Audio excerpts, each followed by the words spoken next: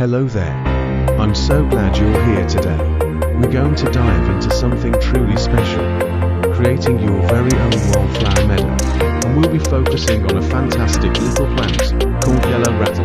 Yellow rattle, or asterisk rhinopus minor asterisk as it's scientifically known, is an absolute game changer for anyone wanting to establish a vibrant, diverse wildflower haven. What makes it so special? Well, it's a hemiparasitic plant. This means it taps into the roots of grasses, gently weakening them. Why is this a good thing? Because it reduces the dominance of vigorous grasses, making more space and light available for delicate wildflowers to thrive. Without yellow rattle, the wildflower seeds might struggle to compete with established turf.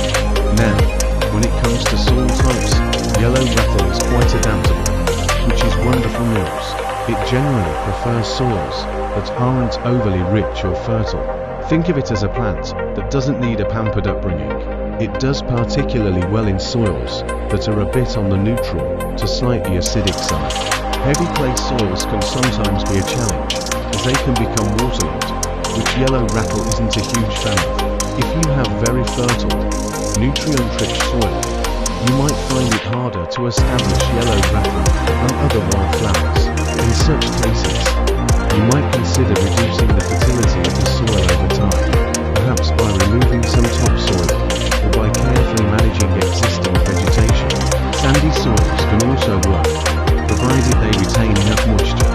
The key is to avoid soils that are excessively boggy or extremely dry and sandy. Let's talk about grazing. This is where things get interesting, and it's important to approach it with care. If you have livestock, like sheep or cattle, grazing your land, yellow rattle can actually be quite beneficial. But timing is everything. When the yellow rattle is in seed, and the plants have died back, allowing livestock to graze can help to scarify the ground and distribute those seeds.